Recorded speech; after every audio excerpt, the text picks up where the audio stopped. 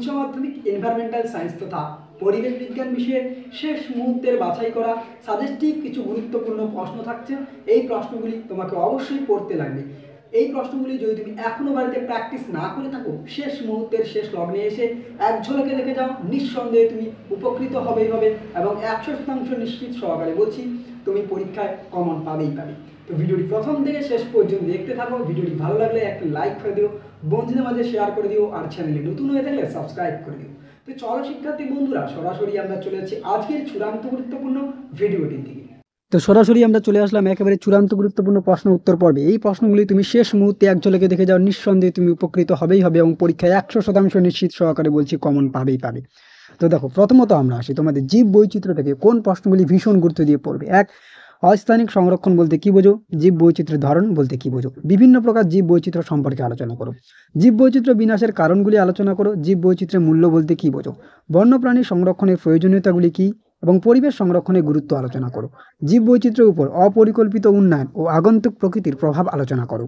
পরিবেশগত ভারসাম্য বলতে কি বোঝো? উদাহরণ সহ গুরুত্বগুলি আলোচনা করো। জীব বৈচিত্র্য কাকে বলে? বাস্তুতন্ত্র সুরক্ষায় জীব বৈচিত্র্যের ভূমিকাগুলি আলোচনা করো। এরপরে শর্ট কোশ্চেন হিসেবে তোমরা অবশ্যই দেখবে ইনসিটু সংরক্ষণ কি, বিরল প্রজাতি কি, গ্রিন ডাটা বুক কি, জিন ব্যাংক কি, সিড ব্যাংক কি, নেক্সট বায়োস্ফিয়ার রিজার্ভ কি, জেনেটিক ইঞ্জিনিয়ারিং কি, গ্রিন ট্রাইব্যুনাল কি, এন্ডামিক বা বহিরাগত প্রজাতি বলতে কি বোঝো? Most important. গার্হস্থ্য জীব বৈচিত্র্য আলফা বৈচিত্র্য ধারণা ক্ষমতা বলতে কি বোঝো? বিপন্ন প্রজাতি হটস্পট বলতে কি বোঝো? উদাহরণ সহ লেখো। প্রজাতি সাম্যতা কি, গ্রিন ডাটা বুক কি, অভয়ারণ্য কি, মোস্ট ইম্পর্টেন্ট। এরপরে পরিবেশ ব্যবস্থাপনা থেকে পরিবেশ ভারসাম্য নষ্ট হওয়ার কারণগুলি লেখো। সুস্থায়ী উন্নয়নের জন্য কি কি পরিবেশ সংক্রান্ত ব্যবস্থা প্রয়োজন। নেক্সট, পরিবেশ ব্যবস্থাপনা উন্নয়নের সঙ্গে পরিবেশ ব্যবস্থাপনা সংক্ষেপে আলোচনা করো। পরবর্তী প্রশ্ন, পরিবেশ ব্যবস্থাপনার দিকগুলি ও উপাদানগুলি সম্পর্কে লেখো। এর কৌশলগত পদক্ষেপগুলি আলোচনা করো। কার্বন ট্যাক্স বা কার্বন ব্যবসা কি, পরিবেশ সুরক্ষা আইনের উপর টিকা লেখো। পরিবেশ সূচক মূল্যায়ন বলতে কি বোঝো? পরিবেশ দূষণ কিভাবে নিয়ন্ত্রণ করা যায় এই বিষয়টি তুমি ভালো করে দেখবে। নেক্সট, শর্ট কোশ্চেন হিসেবে ল্যান্ডফিল কি, জলভূমি টিকা লেখো। বর্জ্য ব্যবস্থাপনার টিকা লেখো। সুস্থায়ী উন্নয়ন বা এজেন্ডা 21 কি, মোস্ট ইম্পর্টেন্ট। স্ক্রাবার কি, কম্পোস্ট কি, ভার্মি কম্পোস্ট কি, বিপজ্জনক বর্জ্য কাকে বলে?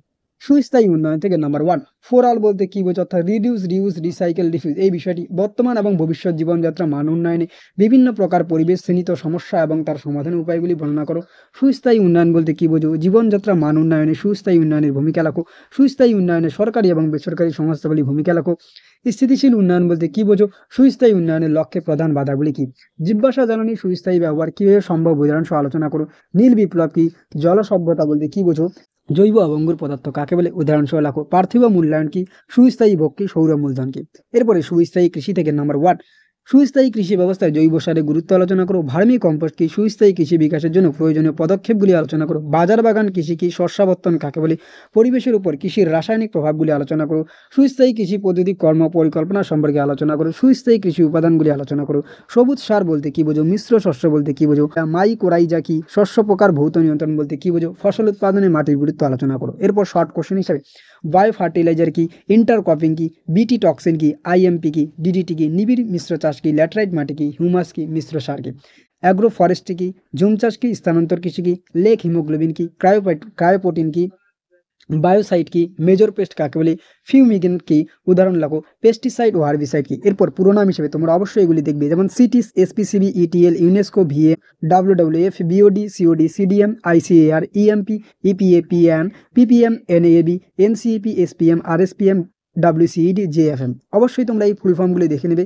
আশা করা যায় যদি এই প্রশ্নগুলি তুমি শেষ মুহূর্তের শেষ লগ্নে এক ঝলকে প্র্যাকটিস করে যাও, নিঃসন্দেহে তুমি পরীক্ষায় 100% কমন পাবেই পাবে। তো ভিডিওটি ভালো লাগলে একটা লাইক করে দিও, বন্ধুদের মাঝে শেয়ার করে দিও, আর চ্যানেলে নতুন হয়ে থাকলে সাবস্ক্রাইব করে দিও। তো আজকের এই ভিডিওটি এ পর্যন্ত, দেখা হচ্ছে পরবর্তী কোনো এক ভিডিওতে। ততক্ষণ পর্যন্ত পড়তে থাকো, জানতে থাকো এবং অবশ্যই আমাদের পাশে থাকো।